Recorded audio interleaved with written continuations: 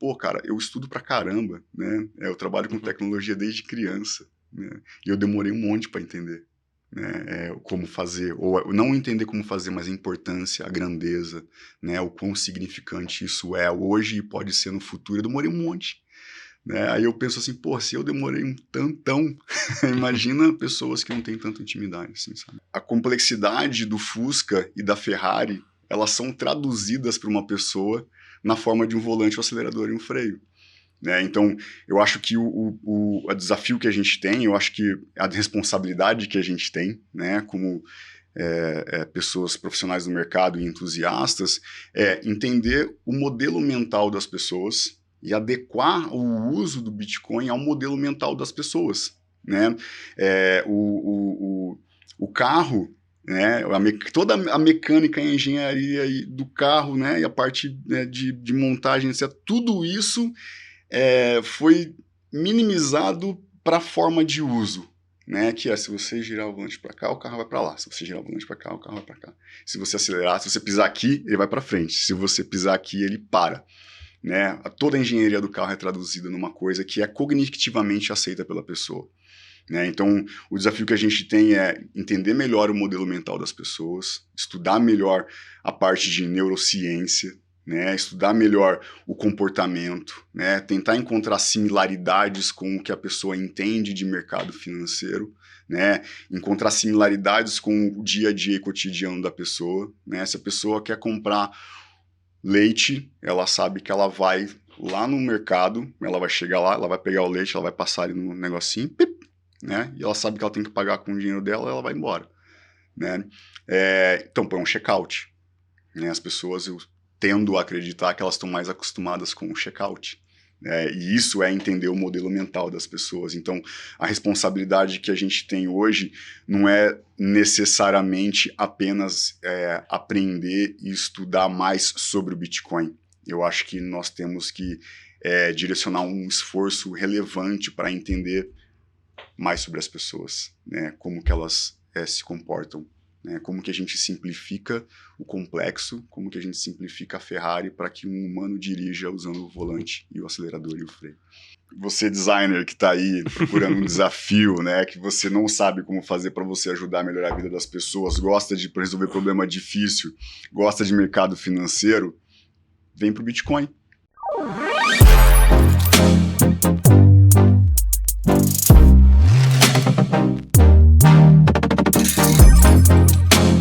Bom, bem-vindos a mais um BipaCast. Esse BipaCast eu estava ansioso para fazer, que é um tema que a gente sempre conversa dentro do ecossistema, é um tema que a gente entende a importância, mas no fundo a gente adereça muito menos do que deveria, que é sobre a usabilidade do Bitcoin, sobre como a gente faz escolhas muito mais técnicas do que focadas no design e em facilitar o uso do Bitcoin no dia a dia.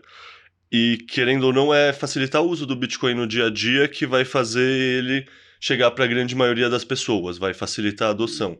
Então, para conversar sobre isso, eu chamei o Alan, que trabalha justamente no departamento de design da Bipa. Então, cara, bem-vindo, vai ser muito legal conversar com você disso. Legal, cara, legal. Você falou de ansiedade, ansioso tô eu.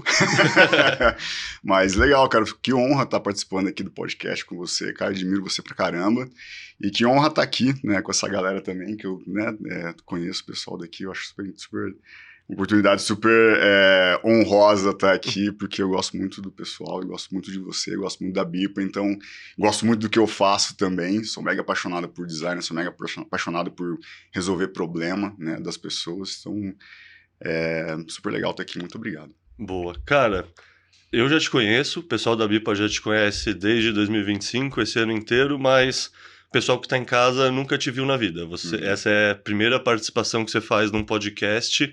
Você falou que já participou de outro, mas não é do ecossistema do Bitcoin, então é a primeira falando sobre o Bitcoin para a galera que está em casa te escutando. Então, gasta uns 5, 10 minutos para contar quem é o Alan, qual foi sua trajetória, o que você estudou, onde você trabalhou previamente, sabe? Conta, assim, uma contextualização geral até chegar no momento que você está começando a conhecer o Bitcoin. Beleza. Bom, eu costumo falar que eu sou designer desde criancinha, né? Eu gosto de usar esse termo porque eu comecei com design cedo, assim, eu tinha 17, 18 anos e eu comecei a estudar Photoshop e HTML e fazer site de padaria muito novo, assim, antes de dirigir eu já fazia coisas no Photoshop, fazia coisas para web 1.0 ali, né? Depois eu entrei na faculdade, né, de design de produto, só que não era produto digital, era produto físico mesmo, então me envolvi bastante com pesquisa, com ergonomia física, né, tipo interação homem-computador também na época, foi antes do user experience, né, então passei por ergonomia cognitiva, interação homem-computador, processos de produto, processo de fabricação, processo de descontinuação de produtos, né, e isso me ajudou bastante a entender a importância de processo para você conseguir chegar a uma solução de design que seja factível, né? Então tem que ser realizável, tem que ser produzível e que sirva um propósito, né? E esse propósito ele necessariamente tem que resolver um problema de alguém, né? E gerar retorno à entidade que produz aquela peça, aquele material, né? O design ele tem disso, assim, eu aprendi que o design, na faculdade eu aprendi que o design não é uma coisa visual apenas, né, inclusive me enganei com relação a isso, né, eu pensei assim, vou desenhar carro quando eu chegar lá, vou fazer arte e tal, não sei o quê. Eu acho que todo mundo tem esse viés. O que é Exato. design? É deixar as coisas bonitas. É então, verdade. no meio da sua explicação, conta aí, o que é design? Design, ele tem uma pegada de designar função, né, se você pega o desenho, não é necessariamente designar, né, mas a origem da palavra é assim, você dar função a, né, isso pode ser via estética, né, visual, pode ser via estética sonora também, isso pode ser via mensagem, isso pode ser via objetos, pode ser via telas, pode ser via um monte de coisa que você, no final das contas, transmite a oportunidade da pessoa realizar o que ela quer, né? Tipo, é meio abstrato isso, mas é uma maneira de deixar mais extrapolar a visão do design, né? Ele tem que resolver algum problema para alguma pessoa através de alguma coisa, e ela pode ser visual, ela pode ser tátil, ela pode ser um som, ela pode ser muita coisa. Então tem sound designer, tem um monte de tipo de design que não é muito falado, mas o design é basicamente esse monte de coisa aí. Eu também gosto de explorar o design no ecossistema, né? Hoje a gente está num ecossistema, né? Então tem design em tudo, né? Um designer, ele está atrás dessa construção dessa televisão, esse microfone, do copo, do telefone, da câmera, do fone, né? A iluminação. Tudo tem um design envolvido. Tem um designer em tudo que você usa e você não sabe, né? Então é basicamente isso, assim, o design é bem abrangente e para mim é um objeto de estudo, né? Eu gosto muito de estudar o design, estudar como o design proporciona benefícios para as pessoas, né? O design é para as pessoas, inclusive. Perfeito. Daí agora volta para você estudou design Isso. na faculdade, design de produto, 3 pontinhos, continua Isso. daí. Aí eu concluí a faculdade ali no final de 2004, né, e eu consegui fazer um aproveitamento muito bom da faculdade, inclusive, né, vamos entender um pouquinho mais, que eu acho essa parte super legal de comentar. Sou muito grato, inclusive, né.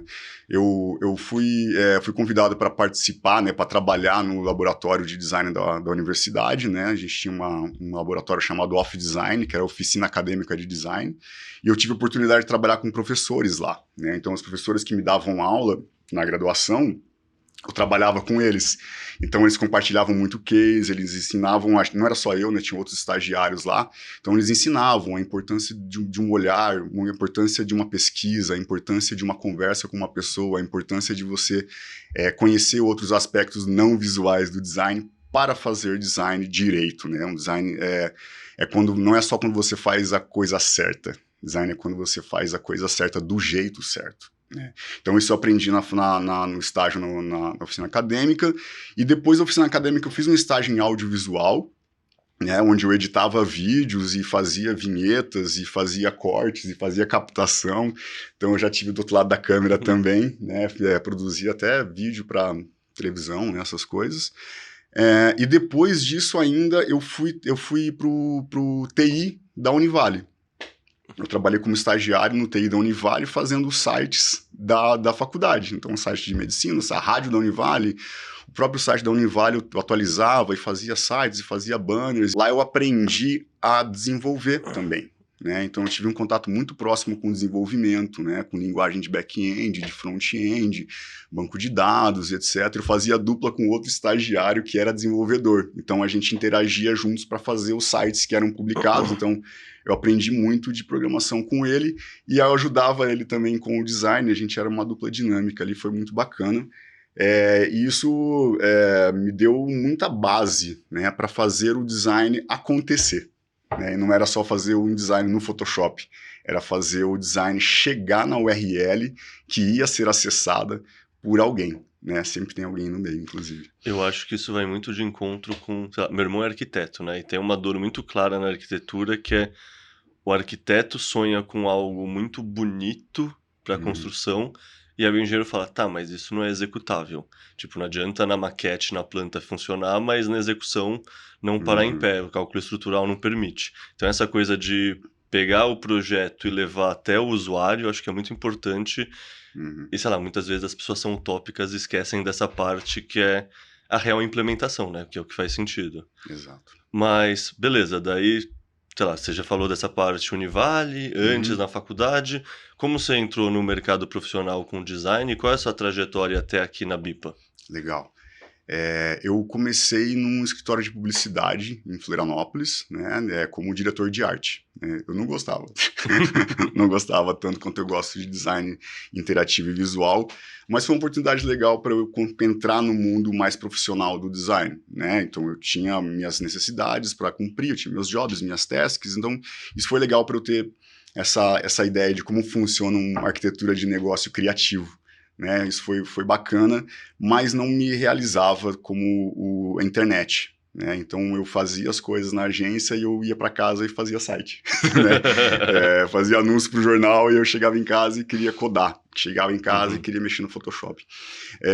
Então foi um início bacana e depois disso eu fui para o Rio de Janeiro. Né? Eu tenho uma parte da minha família no Rio de Janeiro. E eu fui procurar emprego no Rio de Janeiro. Né? Eu não sabia exatamente onde que eu ia entrar, então eu fiz muitos contatos, né? Eu me lembro, nossa, que engraçado. Eu me lembro que eu ia para aqueles lugares onde tinham muitos telefones para você ligar para os lugares, sabe? Para ligar para as empresas para ver se elas me contratavam. Nesse nível. Isso é outro milênio, né? Exatamente, long time ago. E eu acabei entrando no Shoptime.com, né? Entrei num e-commerce, né? Onde eu conheci muita gente bacana, tenho amigos de lá até hoje. E aí que eu comecei a trabalhar com internet profissionalmente mesmo, e foi aí que eu aprendi estratégia de marketing, estratégia de design, estratégia de tecnologia, né? Como era importante a conversão, como é importante a venda, como é importante um bom texto num anúncio, como é importante uma boa imagem, né? E a gente ralava pra caramba, a gente fazia campanhas do dia pro dia no Shoptime, né? Então o marketing mandava o briefing pra gente de manhã e a gente tinha que fazer a publicação da campanha até o final do dia, tipo, ia pra home do site, ia pra e-mail, banner que a gente colocava em mídia online, etc. Então esse foi um começo de uma trajetória profissional de internet. Do Shoptime eu migrei para outro e-commerce, depois eu comecei a trabalhar em agência de publicidade, só que como uma cabeça do digital. Né? Era uma época onde tinha digital e tinha offline, né? Era engraçado isso, inclusive. E eu passei por umas 3 ou 4 agências e produtoras do Rio de Janeiro, e aí foi aí onde eu fui ganhando mais senioridade, né? Fui entendendo um pouco mais das mecânicas de negócio, né? Fui fazendo projetos relevantes, que tinham resultados relevantes e que eram para muita gente. Então isso me ajudou a ganhar senioridade e passar essa senioridade para frente. Né? Eu lembro que no Rio de Janeiro foi uma fase onde eu deixei de ser um explorador solitário, né, de arte e de tecnologia, etc. E quando eu passei a ser uma liderança acidental. Né, que era tipo de ajudar os mais júniores, né, passar o conhecimento para as pessoas para que elas conseguissem criar atalhos, né, que eu consegui ultrapassar sozinho. Aí eu ajudava as pessoas a fazer do jeito mais fácil, e isso foi me dando um tique, assim, de tipo assim, cara, que legal ser líder, né? É interessante passar isso para as pessoas, é legal você ver as pessoas evoluindo, ver as pessoas crescendo, as pessoas aprendendo, e isso é uma coisa que eu gosto muito de fazer até hoje, né? Eu curto muito trocar com as pessoas, e isso começou com essa parte de liderança acidental no Rio de Janeiro. Beleza, essa é a trajetória dentro do universo marketing. Marketing não, design. para você vir para a BIPA também tem uma outra parte importante que é se encantar com Bitcoin. Uhum. Como é a sua história com Bitcoin? Você é daquelas pessoas que ouviu falar em 2012 e ignorou, ou você já aprendeu de primeira? Assim, conta um pouco como foi seu envolvimento com Bitcoin. Tá. O Bitcoin, eu ouvi falar dele lá no começo, né? Tipo, como entusiasta, assim, era bem inacessível, assim. O Bitcoin era uma coisa intangível, parecia, né? Que algumas pessoas tinham e que funcionava para pagar alguma coisa, etc. Uma moeda digital. Isso eu ouvi falar, né? E eu comecei a me aproximar mesmo depois da minha trajetória de marketing e publicidade. Foi quando eu comecei a trabalhar com produtos digitais, né? E eu tive a oportunidade de, na sequência do Rio, entrar, né, numa startup, né, que fazia startups, que se chamava Mar Ventures. Então, essa Venture Builder, ela construía empresas de tecnologia, né, e ela era especializada em fintechs. Uhum. Tem a Remessa Online, tem a FinPass, tem outras empresas que estavam lá. E a Mar, ela lançou uma corretora de criptomoedas chamada Modiax, né? Então eu tive a oportunidade de fazer um fluxo de compra de Bitcoin sem necessariamente saber como o Bitcoin funcionava, mas foi essa minha entrada, né? Ao longo do tempo eu aprendi as mecânicas básicas, aprendi sobre blockchain, tinha muitos profissionais lá, né? Muitos profissionais do mercado financeiro, tech, né? E tinham profissionais que já trabalhavam com Bitcoin também, mas foi um start. Ao longo do tempo eu me distanciei, né, desse universo de Bitcoin e blockchain, etc. Ou seja, E fui indo para outros universos. o mosquito não picou nessa época. Não picou. Era muito intangível ainda, né? Eu acho até por isso que a gente está aqui, porque ainda continua sendo bem intangível para uma galera, né? Bastante. Acho que a maioria das pessoas ainda... Eu vi uma pesquisa hoje mesmo que, sei lá, a maioria das pessoas já ouviu falar do Bitcoin, mas ninguém sabe explicar, e acho que é 6% sabe que tem um limite, sabe? Não é uma coisa que pode imprimir a rodo. Então, assim, mesmo a característica mais básica do Bitcoin, quase ninguém sabe ainda. Então, ainda tem essa visão bem algo misterioso e diferentão que tem uns malucos que falam a respeito, mas não é para mim. Exato. Isso acontece ainda bastante. Naquela época, eu me recordo que a gente fez teste de usabilidade para comprar Bitcoin, né, nessa plataforma, né? Então a gente convidou usuários e ensinava para eles como fazer e etc. E, tipo, eram pessoas que não tinham contato, então esse momento foi interessante para saber que o pouco que eu sabia era muito para quem não sabia. Né? E que época é essa época? Isso é em 2018, foi entre 2016 e 2020 que eu fiquei na startup, na Venture Builder, né, na Mar. E essa jornada com Bitcoin começou ali em 2018, eu acho, quando a gente se mudou e criou a Modiax. Nessa época, você tem alguma percepção inicial que você lembra de quão acessível ou inacessível, quão simples ou quão complicado era esse fluxo para uma pessoa leiga conseguir comprar Bitcoin?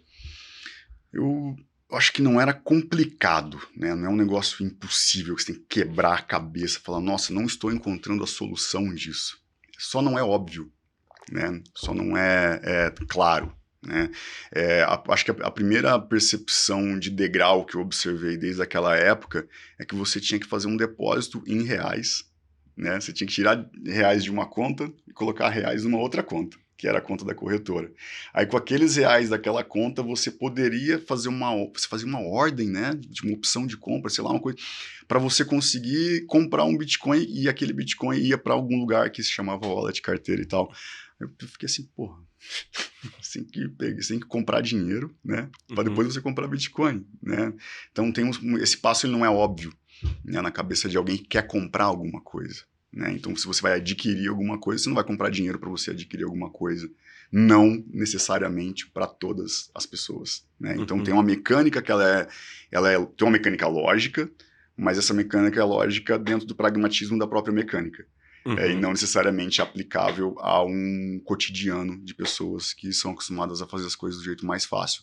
Então foi essa minha percepção, assim, falei, nossa, é muito legal, mas parece que não é para humano, né? Parece que é muito, muito fechado. Beleza. E aí você estava contando dessa época, posso chamar de Venture Builder? Uma startup que faz startups. Nesse processo você teve essa primeira exposição ao Bitcoin. A gente conversou quando a gente estava naquele dia tomando uma cerveja no bar da Bipa no final da semana presencial, e você contou como foi bem o processo antes de você entrar na Bipa. Uhum. Que você estava realmente agora era o momento que você estava começando a cair na toca do coelho mesmo, estava se aprofundando. Como foi esse momento, sabe? Esses, vamos falar assim, o quê? 6 meses de estudo antes de Uhum. entrar na Bipa. Como foi esse momento? Como você estava pessoalmente? O que estava acontecendo na sua vida? Tá, Quais reflexões você estava tendo? Sei lá, conta um pouco desse processo. tá.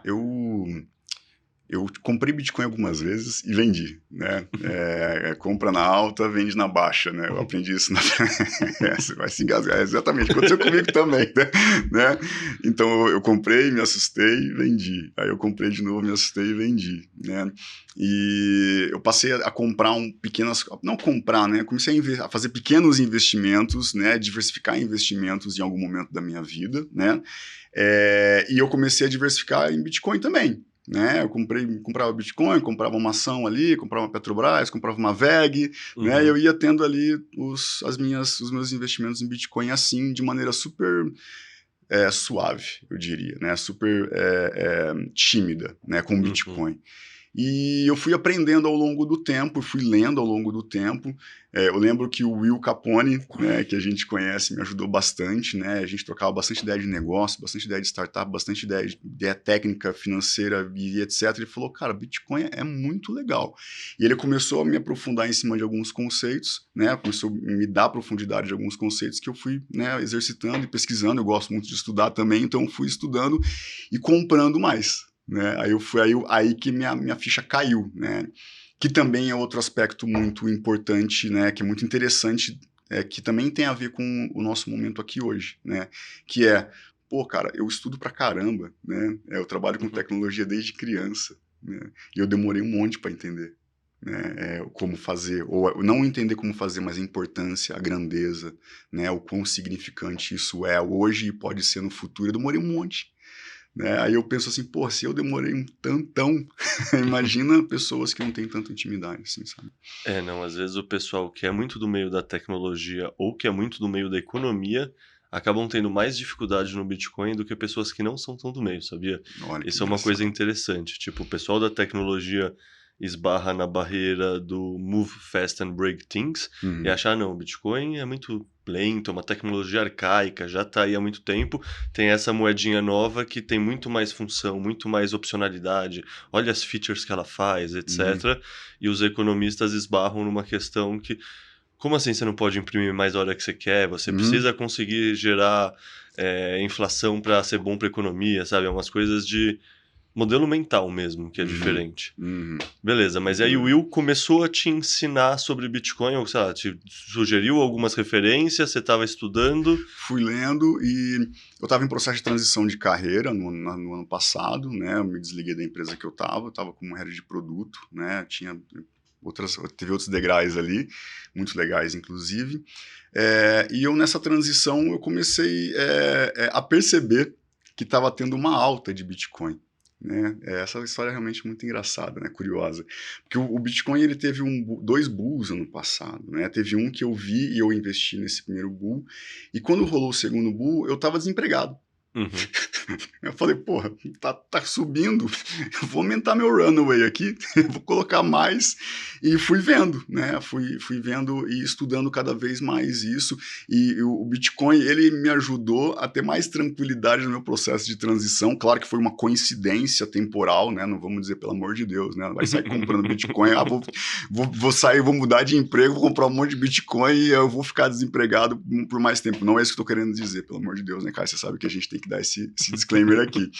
Mas foi uma coincidência muito grande, que foi no momento que, pô, o Bitcoin disparou, eu consegui realizar algum lucro ali, esse lucro ele me habilitou a ter um runway maior e a pesquisar empresas, né, que eu tivesse fit, né, e essa pesquisa ela foi com mais tranquilidade por isso, porque eu tinha esse recurso, essa reserva, e muito doido que eu achei a vaga da Bipa no LinkedIn, né? Eu achei e falei, pô, uma early stage, né? Uma fintech early stage, Bitcoin, né? Tem uma pegada moderna, uma pegada legal, né? Vi algumas coisas da Bipa online e eu acabei passando no processo, né? Foi um processo rápido e muito bacana, gostei muito, assim, sou muito grato pelas pessoas que me receberam e etc. E a hora que eu vi, eu estava dentro de uma empresa, né, que é a Bipa, e que ela tem essa pegada, né, eu diria que tem até um senso de responsabilidade de spread the word about Bitcoin, né, então eu falei, nossa, eu estou dentro de uma situação que eu mesmo me coloquei no passado, e agora eu vou exercitar essas minhas maneiras de passar o conhecimento para frente, de facilitar a vida das pessoas, né, com uma coisa que já facilitou a minha vida, né? É engraçado que a sua história ilustra muito um meme que tem no ecossistema, que a minha história também se encaixa muito bem, que é eu vim pelo dinheiro, eu fiquei pela revolução. Muito legal. Porque a maioria das pessoas realmente quer, puta, eu quero ficar rico. Sabe, mas o Bitcoin não tem um use case, você deixa só ele parado. Qual é o killer app do Bitcoin? O killer app do Bitcoin é que seu dinheiro se valoriza em vez dele se desvalorizar. Então muita gente é atraída para o Bitcoin nesses momentos de alta. Só que aí muitas pessoas nesse momento de alta se interessam, não estão só pela especulação, são curiosos, são autodidatas, começam a estudar e aí começam a esbarrar nos princípios por trás do Bitcoin, começam a esbarrar no por que o Bitcoin é diferente, por que o Bitcoin é especial. E aí, de repente, você tem uma virada de chave, tem uma mudança de pensamento que, assim, não, sim, sem dúvida, o fato do meu poder de compra aumentar é legal, mas se isso não acontecesse, eu simplesmente tivesse essa autonomia, essa liberdade, essa soberania, já fazia sentido. Tanto é que tem uma coisa que ainda não aconteceu com você, tomara que não aconteça, aconteceu com todo mundo da minha geração, o pessoal que entrou em 2020, 2021, que foi o seguinte: todo mundo fica muito empolgado na alta, de repente o mercado virou e caiu 60%, 70%, 80%. Então, sei lá, o meu preço médio que estava em 30, 40 mil, os amigos que eu convenci a comprar 50, 60 mil, os que tinham tido essa virada de chave, tinham estudado, estavam tranquilo quando o Bitcoin bateu nos 16, 17 mil, nem tinham se importado, sabe? Nem tava, sabe, meio que quase não tava usando um aplicativo para consultar o preço. E é muito interessante esse processo de conversão, assim, sabe? É um momento que a pessoa deixa de ser só um especulador e vira sei lá, citando os nossos críticos, um fanático desse culto. Aí eu queria te perguntar, assim, na sua perspectiva, por que o Bitcoin gera esses fanáticos, esse culto, sabe? Tipo, você olhando de fora e agora que está entrando nesse ecossistema, com uma visão mais focada em comportamento, pessoas que querendo ou não design é isso. O que faz o Bitcoin ativar tanto essas pessoas que essas pessoas ficam realmente um culto de fanáticos, sabe? Pessoas ideologicamente, sei lá, despertas, vamos falar assim. Eu acho que é uma pergunta bem ampla, Caio. Nossa, mas vamos nessa, assim. Eu não consigo parar de pensar no livro, no padrão Bitcoin, né, enquanto você fala, assim, né, e o livro, ele dá pra gente a percepção, ó, eu já tô me colocando como um louco do bando, né, ele dá pra gente a percepção sobre a profundidade, né, e a riqueza da construção dele, né, os casos de uso, né, o benefício que traz, ele fala, eu tô invertendo toda a pergunta aqui, mas é porque eu pensei na porra do livro, mas é o seguinte, as pessoas, elas se aprofundam e encontram a razão, né? E elas conseguem estabelecer paralelos entre o modelo da economia, como ela funciona hoje, né? Depois, por exemplo, hoje eu sei que o ouro deixou de ser lastro do dólar em 71, se eu não estiver enganado, né? Então, olha só, eu aprendi que a inflação começou a disparar em 1971 e várias coisas perderam valor a partir de lá. Né? E o Bitcoin, ele vem na contramão disso, né? Ele tem uma emissão que é super controlada e rígida e tem um limite, e só esse conhecimento que o fanático absorve, né? Que o pré-fanático, tipo, absorve, de que, pô, de um lado a economia está imprimindo um monte de dinheiro, e isso está gerando inflação, isso está gerando perda de valor, né? De tudo que a pessoa tem, né? De reserva de dinheiro fiduciário. Aí você olha para o lado da tese do Bitcoin, como é construído, os motivos, a complexidade positiva positiva, é uma complexidade super positiva que foi criada, onde você consegue ter uma reserva de valor, onde você consegue ter uma proteção, onde você tem segurança, onde você tem sigilo, onde você tem uma contra-inflação, né? A hora que você observa tudo isso, você fala, porra, faz muito sentido, né? E isso, por fazer sentido, né, gera paixão nas pessoas, assim, e dá para se aprofundar cada vez mais, sabemos disso. Eu tô só começando e já sou uma pessoa super entusiasta, não apenas tecnicamente, né, não apenas nível tecnologia, o processo, o blockchain, né, mas a nível global mesmo, né? Olha só que coisa interessante que apareceu, olha como seria bom se isso fosse mais transversal na economia global, né? Como isso poderia ajudar as pessoas. E você já se tornou o chato que fica tentando convencer os amigos no churrasco, a família? Eu já me tornei essa pessoa. Eu consegui converter algumas pessoas já, tem outras que eu não consegui converter ainda, mas eu gosto de, sei lá, o meu jeito é meio assim de tentar ajudar as pessoas, dar dica, né? Eu mando link sobre, sei lá, como fazer uma coisa muito fácil com AI, como utilizar um processo de discovery para você validar a hipótese. Hoje eu tô mandando assim, pô, qual que é a importância de você observar o M2 para você ver o quanto tá aumentando a liquidez global, sabe? Não, M2, o Alan ficou maluco, seus amigos devem estar pensando. Pois O que é M2? É o índice de liquidez global, né? E eu vou explicando isso para as pessoas e é exatamente isso, assim, tem gente que fala assim, pô, o Alan ficou mais maluco, porque normalzinho ele já não era. Mas eu acho que eu tô sentindo na pele também, né? Eu tô tendo total empatia sobre como existem degraus, né, para a pessoa chegar num nível de confiança, né, com relação ao Bitcoin, né, a como funciona, o porquê é importante, né, porque é legal ter e etc.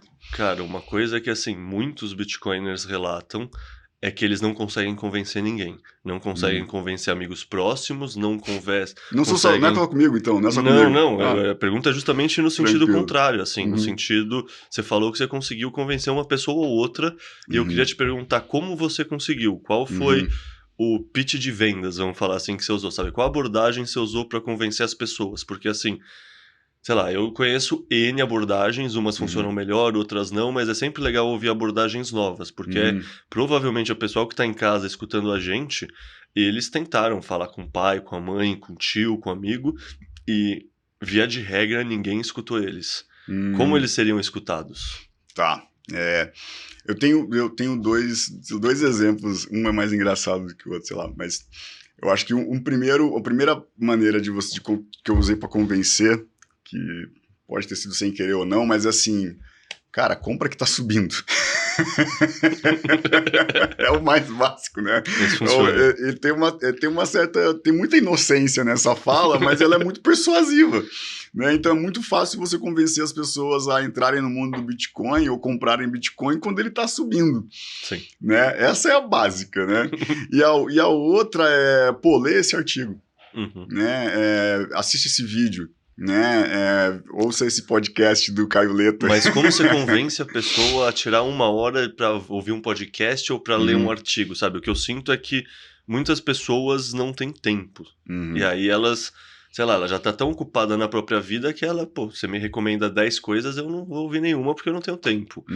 Como você consegue chamar a atenção delas que esse assunto é um assunto relevante para elas se dedicarem a ouvir um artigo? E eu faço esse papel de advogado do diabo porque eu tenho certeza que um pessoal em casa já, assim, flodou os amigos de artigo, já mandou 10 links de podcast e eles devem se sentir tentando semear o concreto, sabe? Você só consegue mandar um link só efetivo se a pessoa aceitar receber o link e estiver interessada. Então, assim, provavelmente você gerou esse interesse inicial para a pessoa aceitar o link, a referência que você mandou. Como você fez isso? Insistindo. Insistindo. Água mole em pedra dura? Exato, insistindo. E eu procuro não mandar só o link, né? Tipo assim, pô, pega esse link aí e se vira, sabe? Tipo, eu mando uma descriçãozinha, sabe? Comento um pouco, mando um áudio, falo, olha, cara, esse link fala sobre isso, isso e aquilo. Você faz um resumo, uma síntese. Uma síntesezinha. Isso ajuda também, né? Com certeza. Isso ajuda também, pra você não... É muito...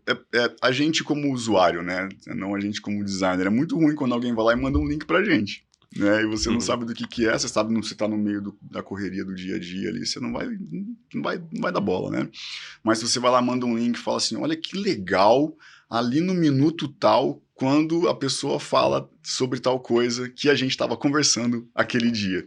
Nunca é na hora, né, Caio? Nunca é na hora, é uma construção, né? Tipo, é a insistência, mas é uma insistência de adição de conteúdo, né? Adição de contexto, criação de inteligência. Né? Não, uma coisa que eu sinto que eu concordo totalmente que você falou que nunca é na hora, é que assim, quando a gente está conversando um com o outro, vamos citar um exemplo, política, a gente está debatendo, eu defendo campo A, você defende campo B. Se eu me tornar antagonista a você vai bloquear a cabeça, você vai estar impermeável aos novos argumentos. O meu papel deveria ser tentar entender as premissas que embasam o seu pensamento e eu tentar jogar informações que te deixam em dúvida sobre essa premissa e eu te dar sementes de informação para quando você deitar a cabeça no seu travesseiro, você pensar no que a gente conversou anteriormente no mesmo dia e essas sementes florescerem. Ou seja, se criar um antagonismo no meio desse processo, acabou. Então, assim, é muito... Sei lá, a mente humana é uma coisa sofisticada, é que nem aquele filme Inception. Você quer plantar a coisa lá, mas a pessoa tem que achar que a ideia é dela e não é sua. Ela não quer se sentir manipulada de maneira nenhuma. Mas deixa eu te contar 3 formas que eu gosto, sei lá, eu uso várias, mas tem 3 que eu acho que são... né, Caio? São anos e anos, Mas, puta, tem 3 abordagens que eu acho que são as mais bem sucedidas que eu conheço, pelo menos. 2 eu sempre usei com amigos, a outra eu desenvolvi mais recentemente, é mais politicamente correta. A primeira é assim, psicologia reversa. Psicologia reversa sempre funciona. É o argumento que você usou de compra que está subindo, eu falo, não, isso aí não é para você, não se preocupa, daqui a uns 10 anos eu vou precisar um piscineiro. Aí eu te contrato, tá tudo certo, assim. E aí o pessoal fica mordido, assim, como assim? Ele não quer insistir para eu ter também? Ele quer se dar bem sozinho? É só para ele, não é para mim? E aí o pessoal fica meio mordido. Tipo, um amigo meu, Lorenzo, fala, não, eu nem queria entender, eu nem estava preocupado em estudar, mas eu pensei, pô, esse cara que eu conheço, que é inteligente, estudamos junto, etc., ele tá se dedicando tanto a estudar isso e ele vai fazer isso. Eu não vou ouvir que ele tá falando só porque eu sou teimoso? Não, eu vou ver colocar um pouquinho aí porque é melhor que nada. Porque ele se sentiu mordido por esse argumento. Daí tem um segundo argumento que é o argumento de assimetria, que é um argumento mais baseado no pensamento do Nassim Taleb, aquele livro Antifrágil. Que assim, esse foi um pensamento que me embasou a começar a investir pesado no Bitcoin. Assim, eu comecei a investir pesado no Bitcoin antes de eu ter um conhecimento profundo no Bitcoin. Na verdade, para mim é um pouco que nem acho que foi para você, que assim, puta, eu tô totalmente empolgado e comprado nessa história, deixa eu começar a trabalhar aqui para eu poder aprender mais, estudar mais, para eu ter uma desculpa para ficar olhando para isso 24 horas por dia. E aí, qual era o meu pensamento? Sei lá, nessa época eu acho que eu tinha uns 5 anos de aportes acumulado no meu investimento de bolsa de valores. E aí eu pensando, puta, vai que o Bitcoin vai a 0. Se tudo der errado e o Bitcoin for a 0, eu perco 5 anos de aporte. Se tudo der certo e o Bitcoin fizer metade do que esse pessoal que realmente acredita no Bitcoin tá falando que ele vai fazer, eu ganho 5 décadas. E assim, se as chances fossem 50-50... Mesmo assim, é uma aposta que qualquer pessoa racional faria em qualquer momento da vida. Você tem um upside muito maior que o downside. Você perde 5 anos, você ganha 50 anos. Se for 50-50, você tem muita vantagem em apostar nisso. Você começa a estudar o Bitcoin, você vai vendo que não é 50-50, não é 60-40, é talvez 95-5, talvez a 99-1. Ou seja, é uma simetria que vale muito a pena correr. E aí, a terceira forma de convencer as pessoas é um pitch de elevador muito simples, assim, porque eu acho que uma coisa que a gente early adopter do Bitcoin peca muito é que a gente tem uma visão muito técnica das coisas, sabe? Tem muito desenvolvedor, tem muito engenheiro, tem um pessoal muito objetivo e racional que tende a extrapolar que todo mundo é que nem ele e acha que todo mundo que ele vai conversar é objetivo e racional. E a grande maioria das pessoas não é nem objetiva e nem racional. Então o que eu falo é muito simples, bom, o Bitcoin é um dinheiro justo, ponto. Essa frase é muito simples, mas ela tem muito poder. Porque assim, qual é a primeira coisa que você pensa quando eu falo que o Bitcoin é um dinheiro justo? Calma aí, como assim? Você está dizendo que o meu dinheiro não é justo? E querendo ou não, pensando em biologia evolutiva, se tem uma coisa que qualquer mamífero social evoluiu para ter muito forte, muito exacerbado, é um senso de justiça, é um radar para detectar injustiça. Você já deve ter visto aqueles experimentos que um macaco ganha uma uva e o outro ganha um pepino e o macaco fica puto. Se um ganhasse um pepino e o outro ganhasse pepino, tava tudo certo, mas eles fizeram a mesma coisa, eles ganham uma uva e eu ganho só um pepino. Pô, eu prefiro não ganhar nada do que ganhar um pepino. Você tá me desrespeitando, isso é uma injustiça. Por quê? Porque como espécie social, você precisa estar atento a essas coisas. Se você está sendo injustiçado, talvez você esteja fazendo muito mais esforço, gastando muita energia e não obtendo recurso em troca. Talvez seu gene vai ser eliminado do pool genético por causa disso, porque numa situação de sobrevivência, quem fez pouco esforço e ganhou muita caloria em troca, tende a ficar gordão e sobreviver, sabe? Economizou energia, recursos, caloria.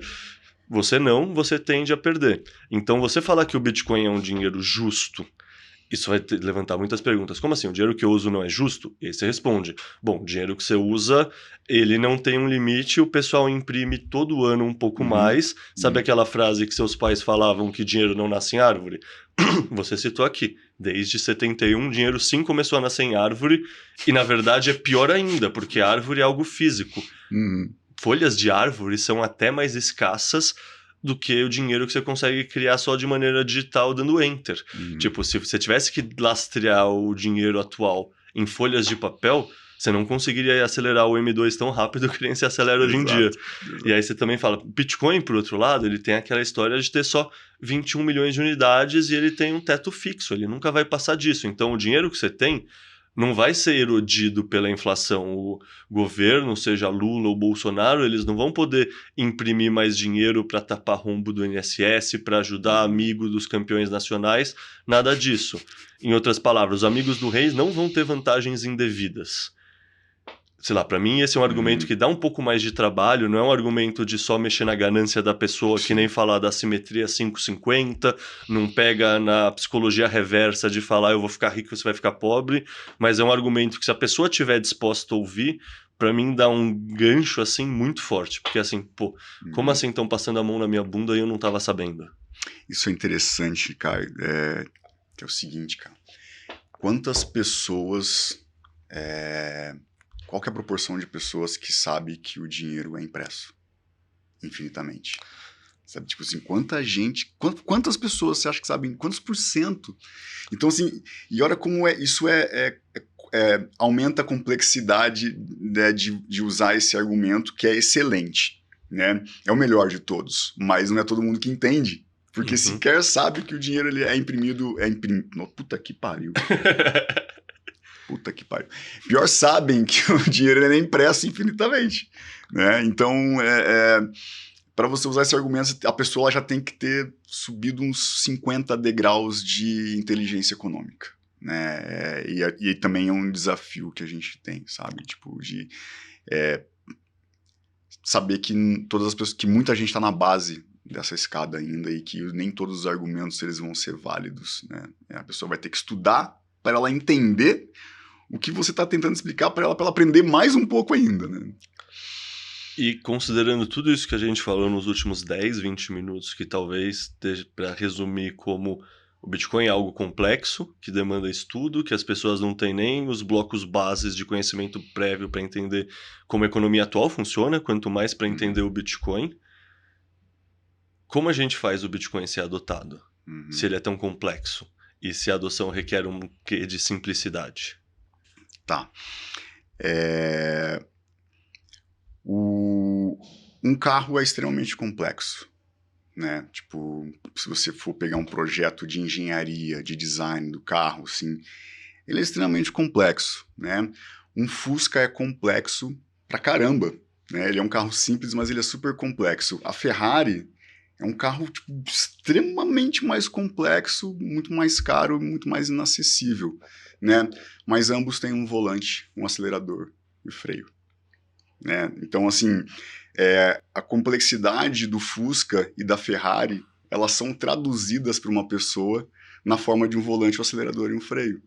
Né? Então, eu acho que o desafio que a gente tem, eu acho que a responsabilidade que a gente tem, né, como pessoas profissionais do mercado e entusiastas, é entender o modelo mental das pessoas e adequar o uso do Bitcoin ao modelo mental das pessoas.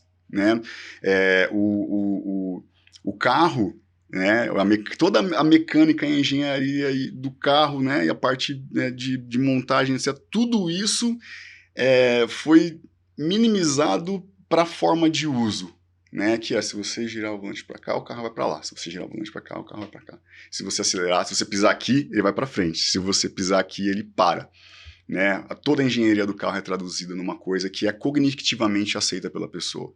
Né? Então, o desafio que a gente tem é entender melhor o modelo mental das pessoas, estudar melhor a parte de neurociência, né, estudar melhor o comportamento, né, tentar encontrar similaridades com o que a pessoa entende de mercado financeiro, né, encontrar similaridades com o dia a dia e cotidiano da pessoa. Né, se a pessoa quer comprar leite, ela sabe que ela vai lá no mercado, ela vai chegar lá, ela vai pegar o leite, ela vai passar ali no negocinho, pip, né, e ela sabe que ela tem que pagar com o dinheiro dela, ela vai embora. Né. Então, põe um check-out. Né, as pessoas, eu tendo a acreditar que elas estão mais acostumadas com o check-out. E isso é entender o modelo mental das pessoas. Então, a responsabilidade que a gente tem hoje não é necessariamente apenas aprender e estudar mais sobre o Bitcoin. Eu acho que nós temos que direcionar um esforço relevante para entender mais sobre as pessoas, né? Como que elas se comportam. Né, como que a gente simplifica o complexo, como que a gente simplifica a Ferrari para que um humano dirija usando o volante e o acelerador e o freio.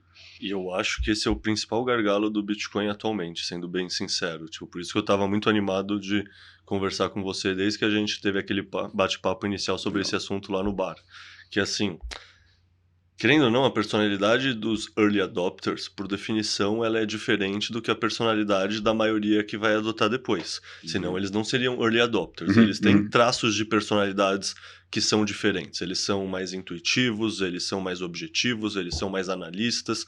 Provavelmente, a pessoa que entrou cedo no Bitcoin é aquela pessoa que no mercado de pulga comprava uma TV velha ou um aparelho VHS para desmontar, para ficar vendo os transistores, os circuitos e ficar tentando entender, assim, sabe? Querendo ou não, meio que é essa personalidade que foi atraída primeiro pro Bitcoin. Por isso que, sei lá, muitos termos que o Bitcoin usa são meio difíceis, assim, sei lá. E meio, sei lá, não pensam num marketing, pensam mais numa coisa dev, assim, tipo... A mitologia grega, né, pra dar um nome, assim, tipo, sim. Mais complexo. E, sei lá, pensando nisso, e pensando assim, em tudo que você conhece do Bitcoin atualmente, o que você acha que dentro do Bitcoin a gente consegue transformar essa complexidade que está debaixo do capô e a gente não precisa ver, e a gente acaba sendo muito purista, muito perfeccionista e muito, sabe, quer entregar todos os detalhes para as pessoas. Tipo, eu tenho a sensação que falar sobre mineração e falar sobre blockchain para explicar porque uma pessoa tem que comprar Bitcoin é isso. Mas isso é uma sensação de alguém que não é um designer que passou décadas estudando esse tipo de visão e de processo. Na sua visão, o que a gente peca nessa comunicação sobre o Bitcoin para essas pessoas que não são os early adopters? Eu acho que pecado é uma palavra muito forte, né? Eu acho que as intenções, elas são excelentes, né? Então não existe um erro, fala assim, nossa, estão fazendo merda, meu Deus, né? Pô, a tese ela é excelente, né? É complexo, mas é super válido, né? Então, eu acho que são etapas de um processo de adoção, né? Então tem o early adopter, depois tem pessoas que vão usando, né, na sequência. Eu acho que tem um gap de disciplina, né? Eu tenho um gap disciplinar dentro disso, né? Então, veja, são desenvolvedores, técnicos, pessoas do mercado financeiro, pesquisadores, e que são pessoas que já lidam com coisas complexas no dia a dia delas, né? Quantos designers estão dentro do ecossistema de Bitcoin? Tipo assim, por que não diversificar o ecossistema do Bitcoin e colocar outras disciplinas dentro dele, e não só disciplinas técnicas, né, de desenvolvimento e de coisas mais a nível de engenharia. Né? Quando você coloca outras disciplinas dentro de um contexto, ele começa a ficar mais adequado para todos, porque ele ganha diversidade dentro de si. Né? Mas como você consegue colocar essas disciplinas? Porque assim, querendo ou não, o Bitcoin é um ecossistema aberto, tudo é aberto. O que eu sinto é muito mais que... Sei lá, se a gente tentasse criar vagas para determinados tipos de pessoas, essas vagas não seriam preenchidas, sabe? Parece que essas pessoas não foram ativadas ou não são ativadas pelas mesmas mensagens que me ativaram, que te ativaram, mas você já é mais uma exceção do que eu. Eu também sou uma exceção como geólogo, mas nesse pensamento técnico e etc, e menos pessoas, eu ainda sou desse polo mais técnico. Como, sei lá, como a gente faz essas pessoas terem o interesse para quererem vir trabalhar nesse ecossistema?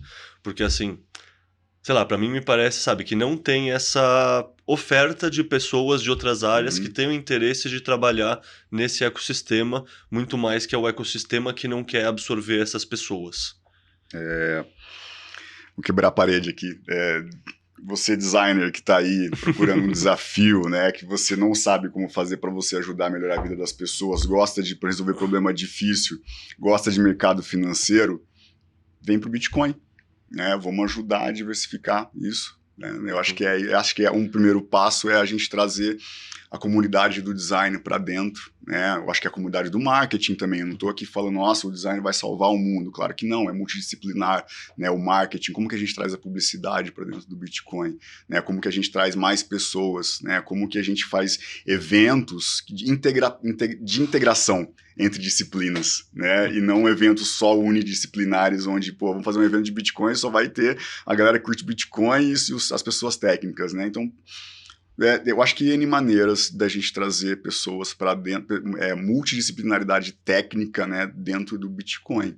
É uma maneira que eu vejo, sabe, Caio, de trazer mais diversidade e também, eu acho que despertando a própria consciência do meio. Né? A consciência mesmo, assim, pô, você sabia que design é importante pra caralho? Né? Você é bitcoiner, né? Você sabia que design... e aí, olha só, que loucura, né? Olha onde a gente chega, né? É um paralelo entre eu mandar um link, eu, bitcoiner, mandar um link para um amigo ou uma pessoa da família que não entende, né? E a pessoa ela vai olhar o link e vai ignorar se ele não tiver com uma legenda, e nós tentando convencer um bitcoiner de que o design é importante. Será que ele vai ler essa mensagem? Será que ele vai entrar nesse link? Será que ele vai consumir uma página de conteúdo a respeito do design? Então tem uma antagonia aí, né, entre como o Bitcoin entra na sociedade e como a sociedade ela vai entrar na cabeça do Bitcoiner, como as disciplinas vão entrar na cabeça do Bitcoiner. Será que todas as pessoas que estão no mundo do desenvolvimento de Bitcoin, elas têm ciência sobre a importância de design, de marketing, de publicidade, de outras disciplinas que até mais humanas, né? Elas são importantes para você fazer deixar o Bitcoin mais transversal?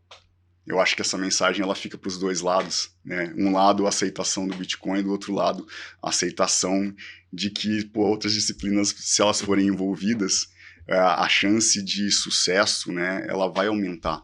Né? Eu acho que tem essa complementariedade. Eu acho que isso tá começando a acontecer mais, tanto é que logo que você entrou na BIPA, você foi passar uma semana lá em Floripa para um evento que era sobre desenvolvimento e que tinha um bootcamp específico para design, se eu não me engano. Isso, perfeito. Me explica direito o que foi esse evento, o que você aprendeu lá, sei lá, dá uma contextualizada geral nessa semana e nesse evento. Legal. Foi o Bitcoin Plus Plus, né? E ele teve um side event de design, de UX, né? Era um UX Bootcamp dentro desse evento. O que é o Bitcoin Plus Plus? O que é UX? Vamos pensar que o pessoal em casa não conhece esses termos. Beleza, Bitcoin Plus Plus é um evento, né, que ele é periódico. Esses eventos, acontecem em alguns lugares do mundo, em alguns momentos no ano, e reúnem desenvolvedores de Bitcoin, né, para trocar experiência, para ter uma transferência de conhecimento entre eles, aumentar a interação, e inclusive eles têm um hackathon, né, que acontece também para você colocar na prática os conhecimentos que você absorve no dia a dia e estimular essa troca na prática também. Esse evento ele teve, eu acho que durou 3 dias em Florianópolis.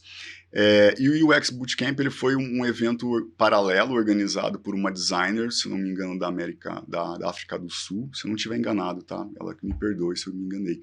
E ela organizou um evento de UX para Bitcoin, né, convidando designers não só da comunidade de Bitcoin, mas designers de maneira geral, em diversos estágios de carreira, para fazer experiências de usabilidade com o Bitcoin. Né? Explica o que é o UX para a gente. UX é User Experience, né?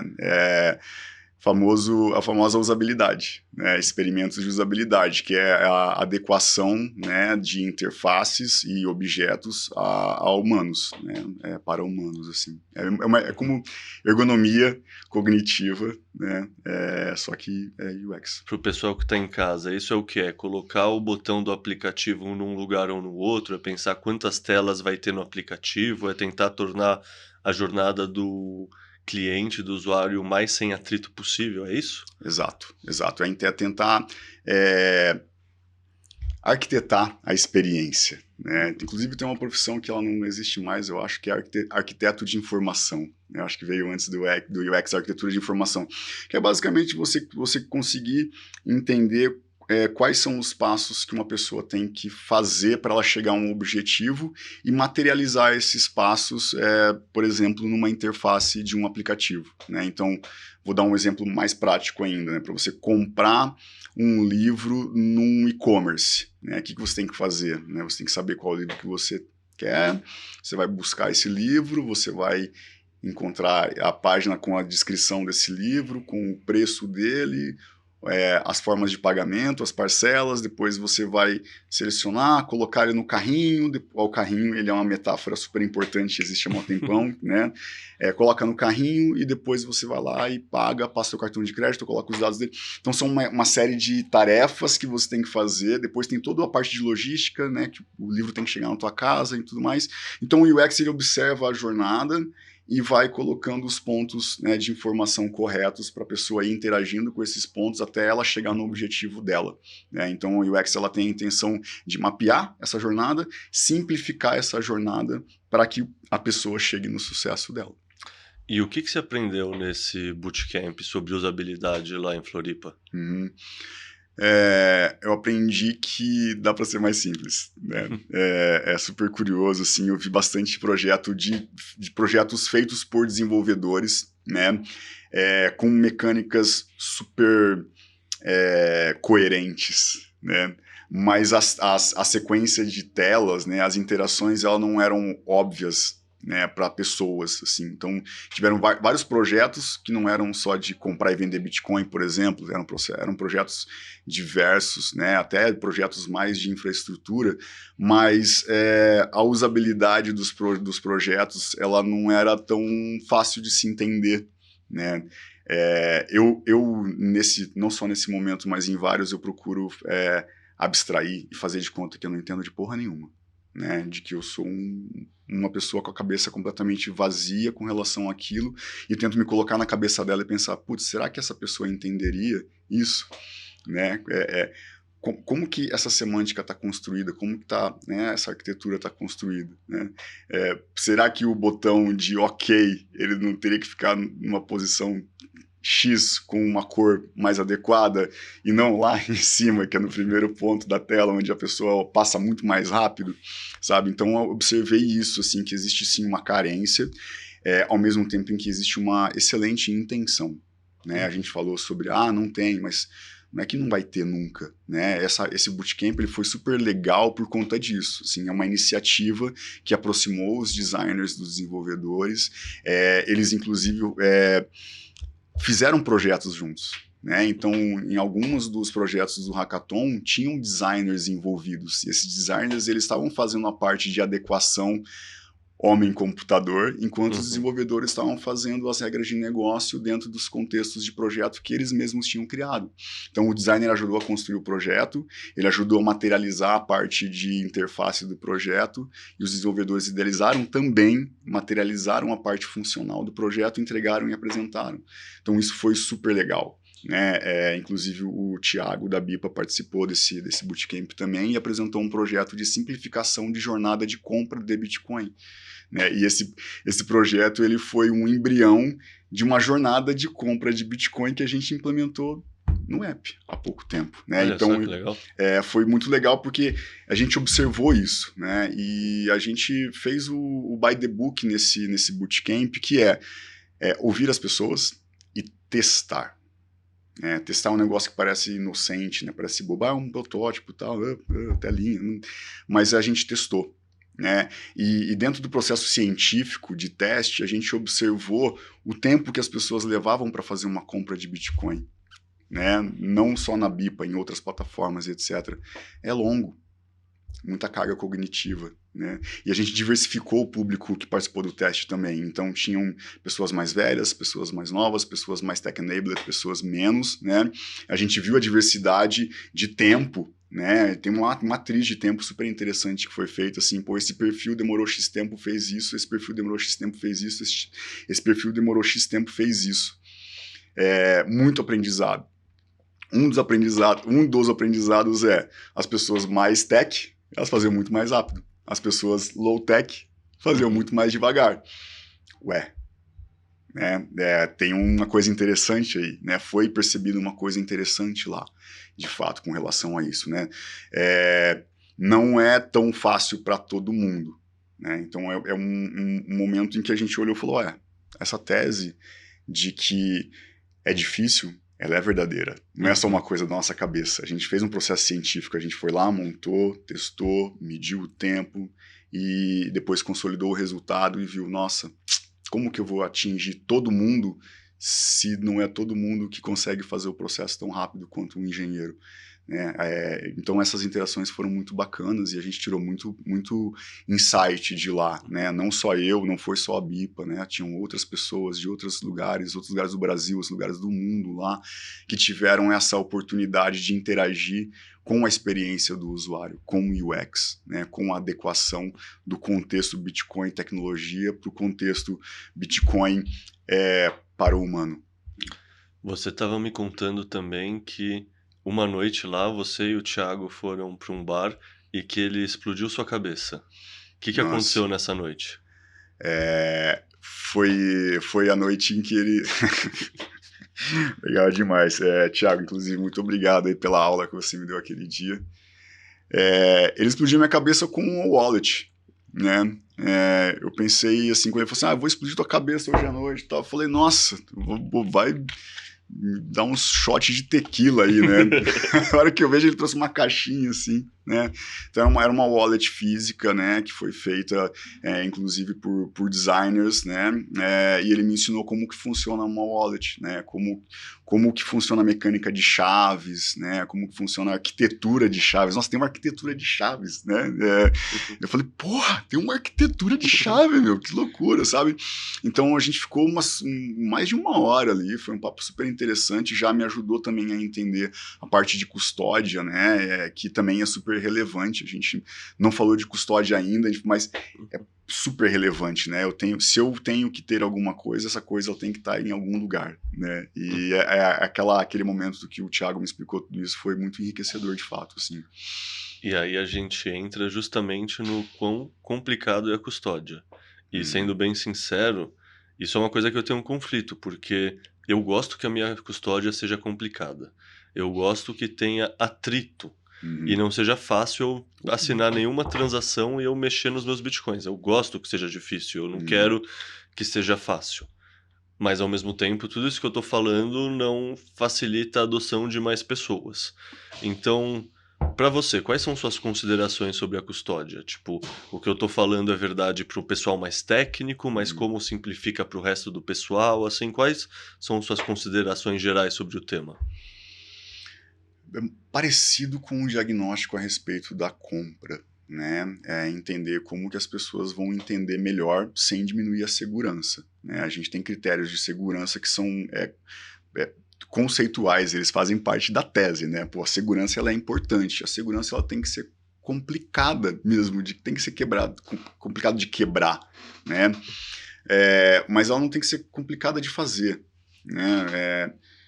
Eu acho que falta bastante coisa para a gente aprender ainda com relação a isso, né? Não dá para a gente falar que assim, vamos fazer um password, né? Um login e um password. Pô, beleza, a gente vai fazer a mesma coisa que outras pessoas já fizeram e já deu errado, né? Então não dá para ser. 12 palavras memorizáveis, complexo, né? Mas é super adequado. Né, tipo, é importante que tenha isso, né? Mas talvez, será que o design, o UX, ele tem que quebrar isso?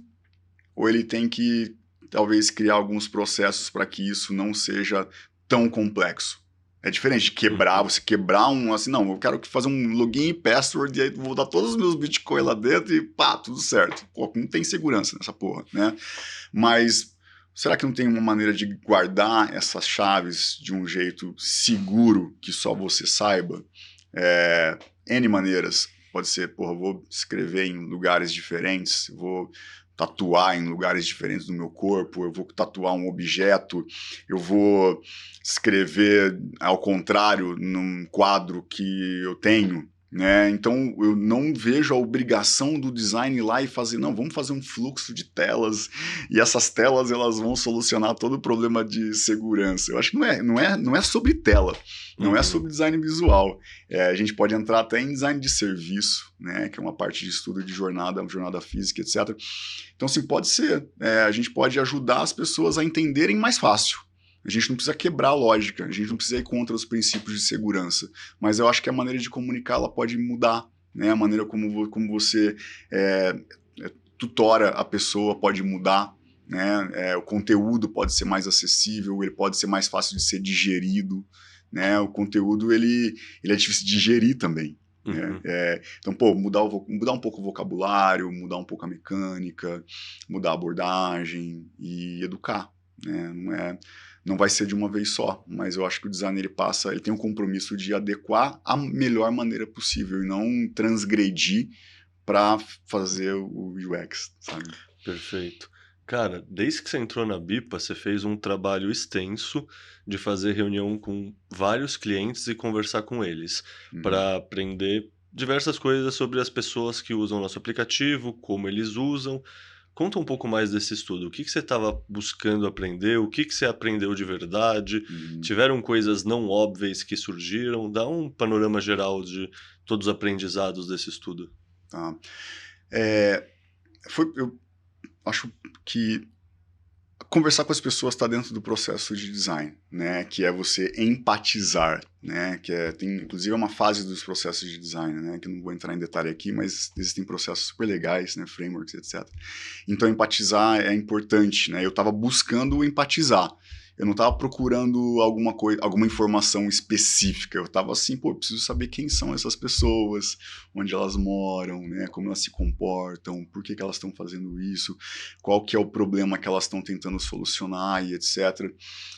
Então foram conversas com diversos perfis de usuário, né? Eu não sabia quem era a pessoa que estava do outro lado, né? Eu disparei os convites aleatoriamente, as pessoas se inscreveram aleatoriamente também, e eu ia lá na agenda e falava assim, opa, apareceu o fulano, eu vou lá falar com o fulano agora.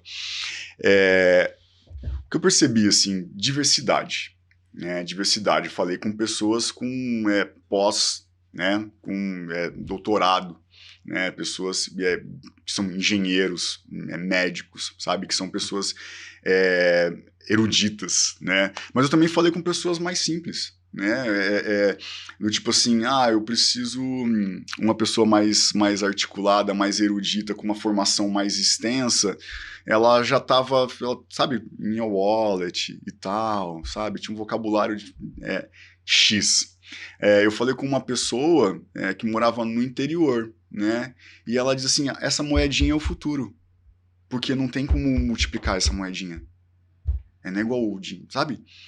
Então eu achei legal isso, que a consciência, ela não depende de classe, né? Isso que eu achei, assim, super, super surpreendente, entre outras coisas, mas me vem à memória isso, né? O quão diverso é, e o conteúdo não é tão exclusivo, mas tem gente que usa de um jeito simples. Então, assim, pô, se aquela pessoa que mora no interior usa, a minha curiosidade, ela passa a ser: qual conteúdo que ela absorveu para ela ter esse nível de consciência sem ter aquele nível de erudição dos outros, né? Então eu acho que isso foi uma lição para mim, assim, do tipo assim, dá para chegar lá, dá para a gente acessar, é só a gente aprender como a gente acessa, né?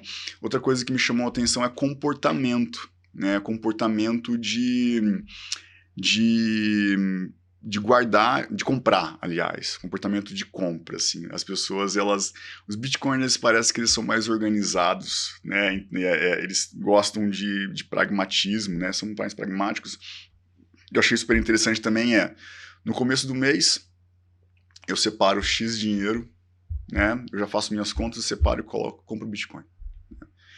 E mais perto do final do mês, o que sobrou, eu compro de Bitcoin. Olha, esse é exatamente o algoritmo que eu uso hoje em dia. Sei lá, faz 5 anos quando eu comecei a comprar Bitcoin, meu pensamento foi o seguinte: eu vou investir no começo de todo mês 10% do meu salário, porque qualquer pessoa consegue ver com 10% menos, se a pessoa não está no limite, é apertar um pouco o cinto que funciona. E aí eu vivo todo mês tentando ser o mais econômico possível, Para sobrar mais. para sobrar mais, daí no final do mês eu faço um segundo aporte. Esse é o algoritmo, essa é a receita de bolo que eu uso há 5 anos, pretendo usar pelo menos por mais 3, para daí ver o que aconteceu, ver os resultados e entender por quanto tempo eu continuo. Mas essa regra básica aí, legal que saiu nas suas entrevistas, porque eu me sinto representado. Saiu mais de uma vez, saiu mais de uma vez. Outra coisa que eu aprendi nas entrevistas é que existe um grau muito grande de empatia entre os detentores de conhecimento a respeito do Bitcoin, né? Eu falei com um número X de pessoas e uma proporção relevante dessas pessoas, eles dão curso, eles fazem palestra, né? Não é porque alguém pediu, porque ele está sendo pago para isso, sabe? Tipo, alguém pediu, de fato, mas não é que ele pediu, tipo assim, vou te pagar para você fazer um negócio. Provavelmente ele que pediu para fazer a palestra no lugar da empresa. Sim, ele pediu assim, vou te contar. E aí você começa uma roda de amigos, depois você conta para fulano, depois você conta para outro cara, e essas pessoas sabem que você sabe, aí elas falam, olha, se você precisa ter essa informação, fala com essa pessoa. Aí essa pessoa vai lá e vai, sei lá, faz uma palestra num condomínio, sabe? E aí a pessoa tem uma pessoa moradora do condomínio que viu a palestra e que ela tem uma igreja, sabe? Aí foi lá e fez o negócio na igreja. Aí o outro foi num evento e falou, sabe? Então, a nível de gerar conteúdo, a nível de ter slide. Teve um usuário com o qual eu conversei e falou assim, mas com qual material que você usa?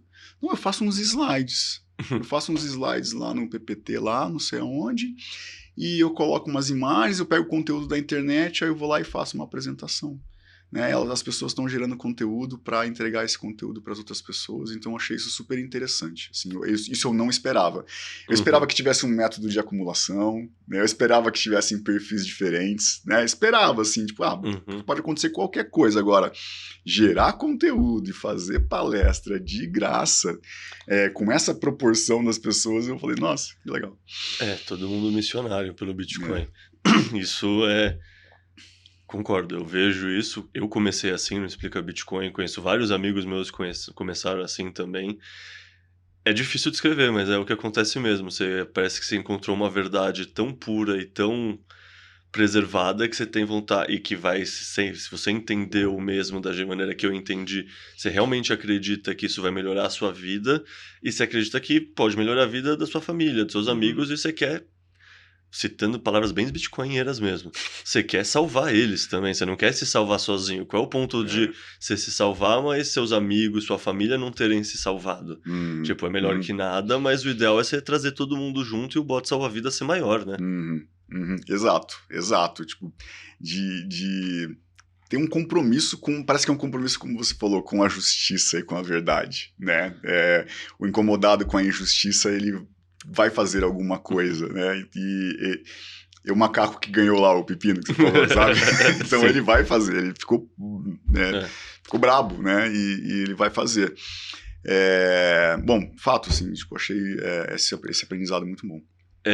Você ainda tá nesse estágio de procurar pessoas pra falar com você ou essa parte de conversa já passou? Não, ela não passou e não vai passar. Ela não pode passar. Né? Ela Tá, tem que ser pessoal que tá em frequente. casa, ó, se quiser falar com o Alan, como faz pra Estou à disposição. como faz pro pessoal te contatar e levantar a mão e falar: "Eu quero falar contigo"? alan@bipa.app.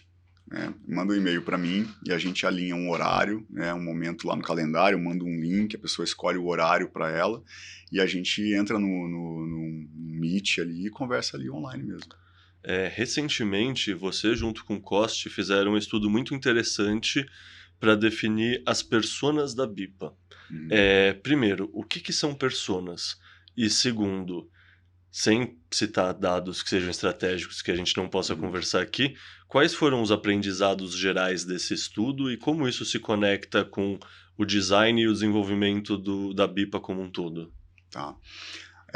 A persona, ela é uma materialização, né, abstrata de uma pessoa de verdade, né, com características de pessoas de verdade para você criar empatia com ela, né. É legal quando você fala assim, o nosso usuário, o nosso usuário, pô, o usuário é muito amplo, né, então a persona ajuda a materializar isso. Então, quem é o nosso usuário?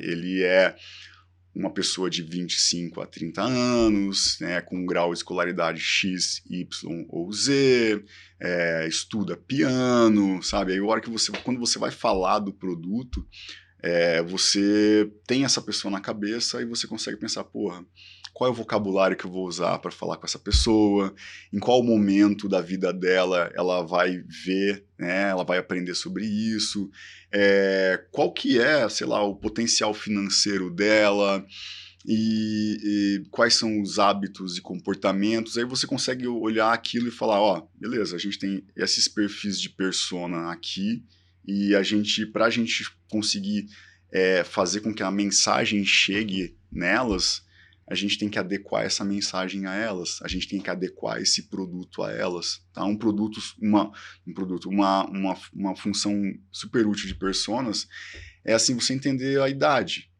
né? Por que a idade, cara? Assim, porque uma pessoa que tem uma idade mais avançada, ela não enxerga tão bem, né? Então, o texto do aplicativo ele tem que ser maior, né? E esse é um exemplo, né, de aplicação de personas, né?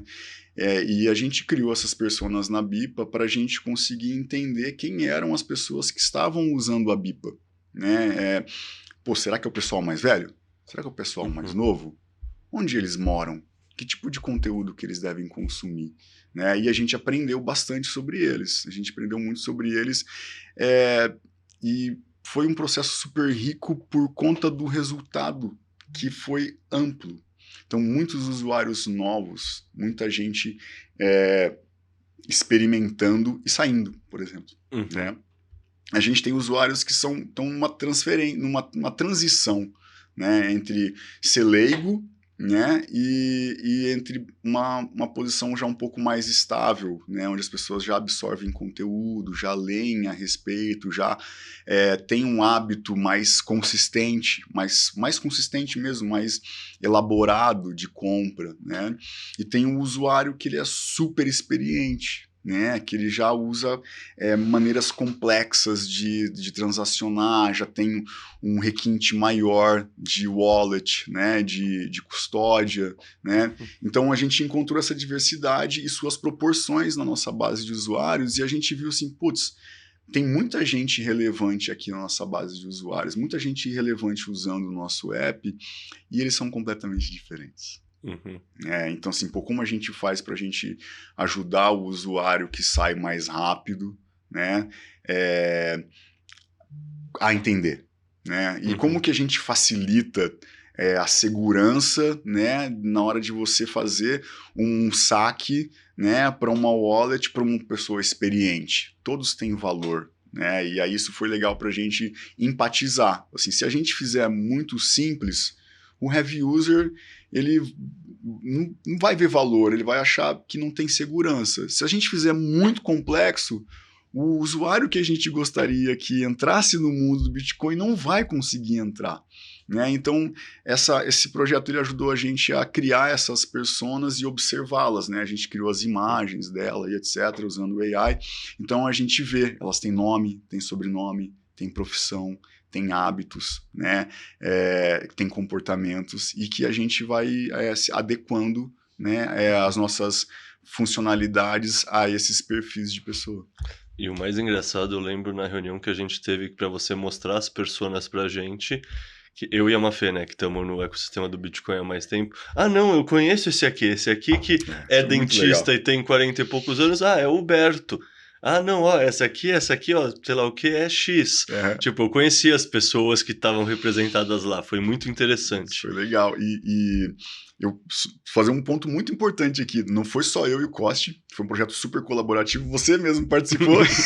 Então, é legal você deixar esse processo transversal também. Não pode ser um negócio, ó, tá aqui as pessoas, ó, pega aí. Uhum. Não é assim. Né? Empatizar é importante para a gente conseguir deixar todo mundo envolvido, trazer as informações de conteúdo para todo mundo também, né? Todo mundo poder colaborar e todo mundo conseguir colocar um pouquinho de si dentro daquelas personas, porque elas vão ficar mais verdadeiras ainda. Né? Elas não saíram da minha cabeça, elas saíram Uhum. das nossas cabeças, né? E elas estão lá. Para ilustrar para o pessoal que está em casa a importância desse termo de personas, toda vez que eu vou escrever um relatório, um conteúdo, eu tenho que pensar para quem eu estou escrevendo. Uhum. Eu tenho duas pessoas que eu escrevo para. Uhum. É o Lincoln e é o Iberê, que são dois clientes do Bipa Premium. São, tipo, Legal. não é só para eles, mas assim, eles representam uma persona média, duas personas médias que estão por aí, sabe? Um é médico, é inteligente, sabe? Claro, claramente inteligente, mas no Bitcoin ele não é tão técnico, não é tão avançado, mas isso não significa que o conteúdo tem que ser muito mastigado como se fosse simplista. Ele quer uma coisa complexa, ele quer entender. Ele só não é especialista no tema. O Lincoln é a mesma coisa. Ele mora em Atibaia, ele. Agora, talvez eu erre, mas acredito que. Eu lembro que ele ou a mulher dele faziam isso. Trabalham com, sabe, vendas online, coisa assim, Uhum. tipo uma lojinha, não lembro se é no Mercado Livre ou um análogo. Mas, de novo, é um funcional liberal, um profissional liberal, tem sua pequena empresa, ganha a vida vendendo e comprando coisas, tem um conhecimento avançado comparativamente a leigos, entende de carteiras, entende essas coisas, mas não tem o tempo que eu tenho de ter 40 horas por semana, 50 horas por semana sendo pago para acompanhar o mercado. Então, minha função é qual? É simplificar e traduzir coisas complexas de uma maneira que não perca a resolução de informação para pessoas inteligentes, interessadas, mas que não têm o tempo de acompanhar o que eu acompanho e não são especialistas no tema. E para mim ajuda isso, porque, por exemplo, se eu estivesse escrevendo para alguém de, sei lá, 25 a 35 anos, sei lá, são duas pessoas, na verdade, pessoa, sei lá, de 18 a 25 anos, pessoal ainda na faculdade, começo de carreira, ainda não tem muito dinheiro, ainda está se desenvolvendo intelectualmente, profissionalmente, a linguagem é outra, os exemplos são outros, os temas abordados são outros. Então, assim, Perfeito. isso é uma coisa que no design se faz, no marketing se faz, que é o quê? Para quem eu estou escrevendo? O que eu quero comunicar para quem? Se você não pensa nisso, você pode fazer algo muito bom, mas provavelmente você vai acabar fazendo algo genérico, que é uma grande colcha de retalhos de preciso agradar um pouquinho essa pessoa, um pouquinho essa pessoa, um pouquinho aquela pessoa, um pouquinho aqui, e aí fica um Frankenstein que, na verdade... Palavras ao vento, né? palavras ao vento, não tem uma assertividade, não tem um foco, não tem um objetivo. E se você não tem um objetivo, por um lado, qualquer coisa parece que vai, por outro lado, você nunca vai acertar assertivamente em nada, né? Exato. Tem que achar as pessoas. E é sobre pessoas, né, Caio? É sobre pessoas, assim, é empatizar e fazer por elas, né, para elas da melhor maneira possível. Considerando que você tem uma trajetória muito ampla nesse universo de design agora, começando a entrar no Bitcoin, mas pensando num designer que não necessariamente entrou no Bitcoin, Uhum. quais conselhos você daria para alguém que está começando a trabalhar com design, sabe? Quais aprendizados você carrega na bagagem que você consegue compartilhar e vai, no fundo, poupar muito trabalho do pessoal em casa que está escutando? Tá. Eu acho que você não se culpar pelos seus erros, sabe? Porque é um processo de aprendizado contínuo, né?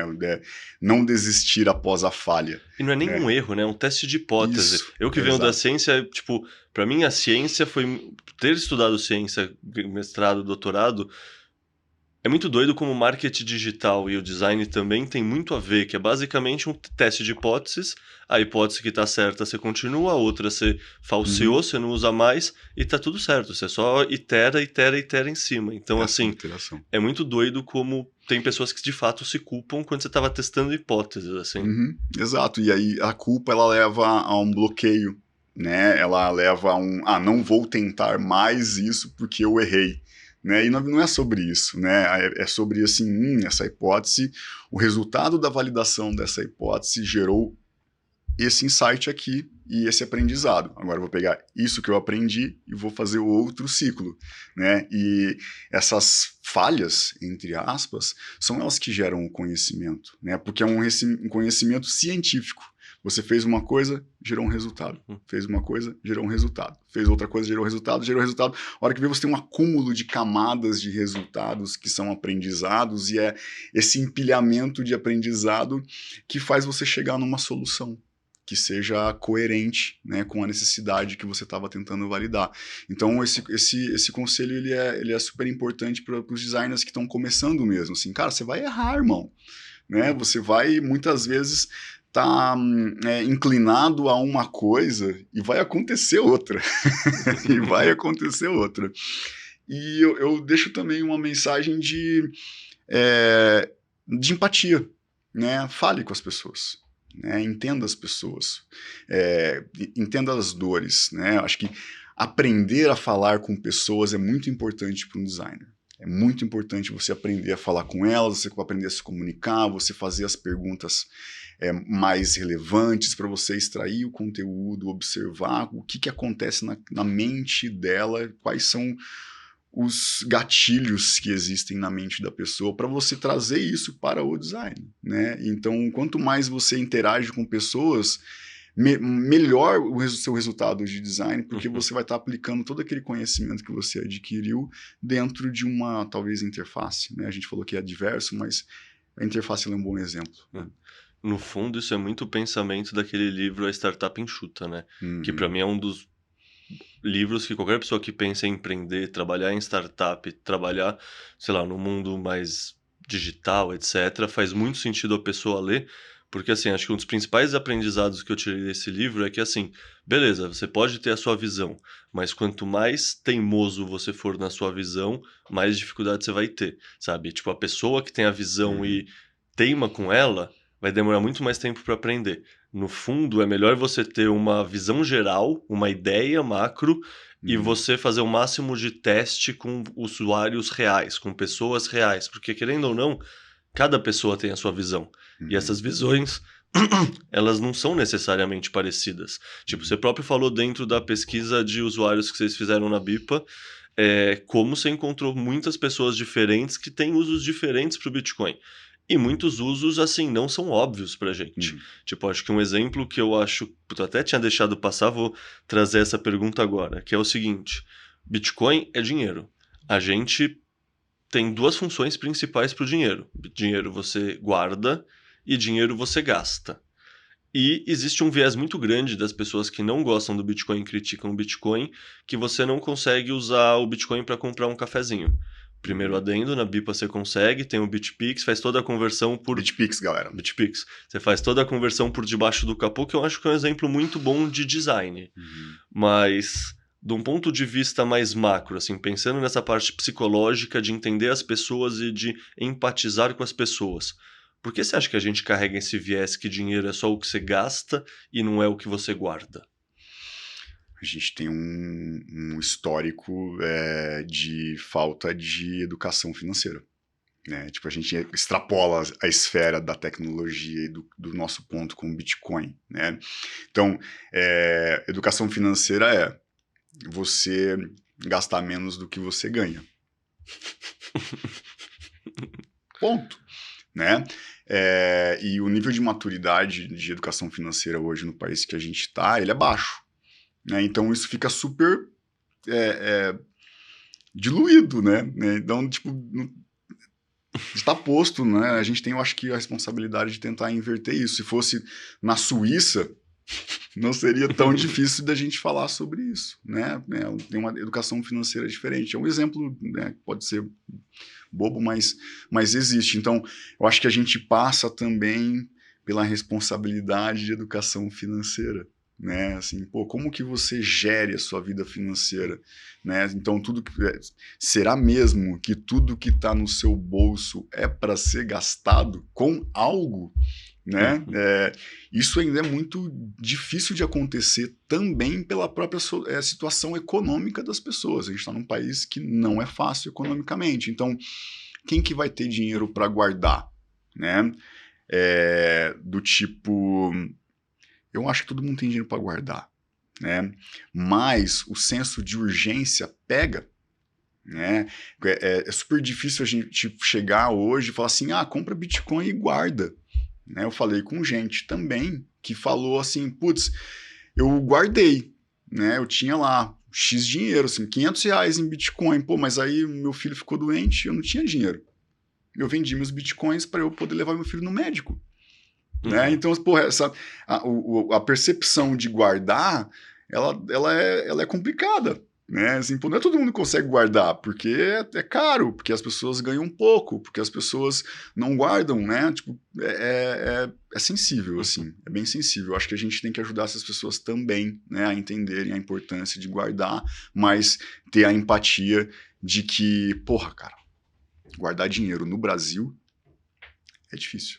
Né? Especialmente quando a gente fala da massa, né, de pessoas que nós gostaríamos que fossem beneficiadas pelo Bitcoin. Até a gente beneficiá-las com o Bitcoin, elas vão ter que passar por outras coisas. O problema é que parte dessas outras coisas hoje em dia são as bets e são os tigrinhos, né? Puta merda. Como a gente consegue, porque assim, querendo ou não é isso, o Bitcoin tem uma mensagem que é uma poupança superior, só que muita gente quando ouve falar em Bitcoin, acha que é o bilhete premiado, é o bilhete de loteria, e essa pessoa estava buscando realmente um bilhete premiado. Ela talvez especulou no metaverso e nas NFTs no ciclo passado, antes talvez ela jogasse, sei lá, corrida de cavalo, o jogo do bicho, agora ela tá no tigrinho e tá nas bet. Tem alguma forma da gente conseguir trazer a nossa mensagem para essas pessoas ou é só muito inacessível porque tá tão longe, tem tantos obstáculos que no fundo, não importa quão bom for nossa compreensão dessa pessoa, as soluções de design, ainda o buraco é mais embaixo na sua visão? É um buraco bem embaixo, né? Mas eu gosto de pensar que a gente não pode ter pressa para que isso aconteça. Né? Eu acho que vai ter que ser aos poucos, né? Vai ter que ser um passo a passo. A gente não vai converter todo mundo que aposta no tigrinho de uma vez só. Eu acho que o nosso papel é assim, pô, o que eu posso fazer hoje para eu conseguir chegar em mais pessoas? O que eu posso fazer amanhã? Onde que a gente vai estar ano que vem? E não largar a mão, sabe? Do tipo assim, não, isso aí, meu, não tem jeito, deixa lá jogar tigrinho, não quero nem saber, sabe? Eu acho que se negar, né, bloquear as ações, duvidar que aconteça, é cancerígeno, né? É tipo assim, cara, não é assim. Vamos fazer um pouquinho cada dia pra gente chegar lá.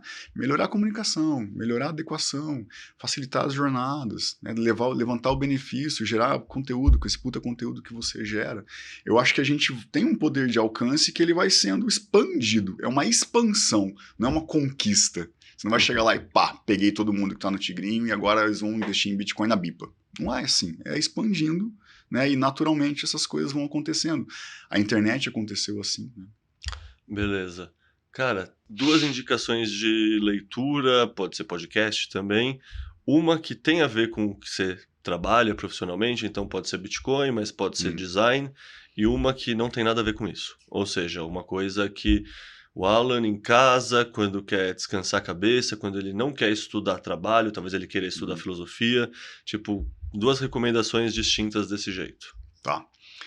É, Pode ser mais de 2, né? Mas é só essas 2 vertentes. beleza. Eu não tenho como não falar do padrão Bitcoin.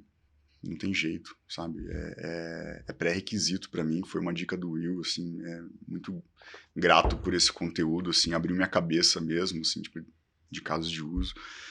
De produto, eu gosto muito do Inspirado, do Marty Kagan, né, que ele fala sobre estrutura de produto em companhias de tecnologia, né, e como o design também está ali no meio, interage com isso tudo, e a importância de você ter esse mindset de produto voltado para o usuário, voltado para as pessoas e pesquisas, etc. O Teste da Mãe é muito legal, né, que é um livro que fala sobre como você validar as hipóteses sem você tendenciar, né? Tipo assim, olha mãe, que bonito o desenho que eu fiz. Não tá lindo? Ela vai dizer, tá lindo, meu filho. Né? Então ele ensina como você abordar, né, temas e validá-los de maneira agnóstica. É super legal também para validar as coisas.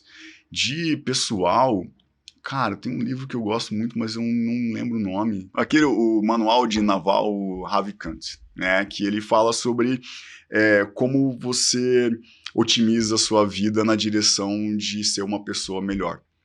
Tem alguns hacks, ele fala, ele aborda os temas que ele compartilhou no Twitter, né? Uhum. No livro inteiro, então é super interessante, deu uma mudada na minha cabeça, assim, nos últimos meses, inclusive. Eu mudei muito a rotina da minha vida por conta do conteúdo desse livro e foi super positivo, assim, eu sinto os benefícios, né? Você pode dar um ou dois exemplos disso? Ele fala sobre otimização de tempo. Nossa, esse é muito legal, assim. Ele comenta que mesmo que as pessoas pedissem para ele alguma coisa, é, ele, na cabeça dele, ele imaginava que se valesse menos de $10.000, ele não faria. Né? E aí ele fala sobre a importância de você delegar e automatizar coisas. Né? E aí você acaba consequentemente despertando um senso, né, um mindset, né, um modelo mental de usar o tempo para as coisas extremamente importantes. O que não for extremamente importante, ou você delega ou você paga alguém para fazer. E isso te libera muito tempo, te libera muita carga cognitiva para você fazer outras coisas. Né? Ele falou que nenhum quadro na parede ele colocava para a mãe dele. Porque aquele tempo de colocar o quadro na parede não era só colocar o quadro na parede, era ir para a loja de ferragem, era comprar o martelo, o prego e tal, e pregar e alinhar e tal, não sei o quê, e seriam horas que ele poderia estar usando para fazer uma coisa que ia gerar um retorno marginal muito maior. Beleza. Cara, muito obrigado pelo papo. Isso começou com uma conversa de bar. Eu tô muito feliz que a gente teve a ideia de trazer pra cá e expandir ela. Acho que foi muito rico que o pessoal em casa vai curtir bastante. Então, muito obrigado mesmo pelo seu tempo. Legal demais, obrigado, cara, muito honrado de estar aqui, né? Eu vejo você falando com várias pessoas sensacionais aqui, me sinto sei lá, lisonjeado de estar aqui tendo essa conversa com você. Confesso que no começo eu estava muito nervoso, mas no final eu também estou muito nervoso. Mas foi ótimo. Obrigado aí também ao pessoal da produção. E é isso, cara. Valeu. Sucesso pra gente. Sucesso Prazer pra trabalhar gente. contigo também. Não é só no podcast, eu acho que a gente tá junto na trincheira. Então, porra, conta comigo. Digo mesmo e privilégio, né? Trabalhar onde a gente trabalha, fazendo o que a gente faz. Exatamente, cara. Ser pago pra falar de Bitcoin, pra estudar Bitcoin, pô, sorte.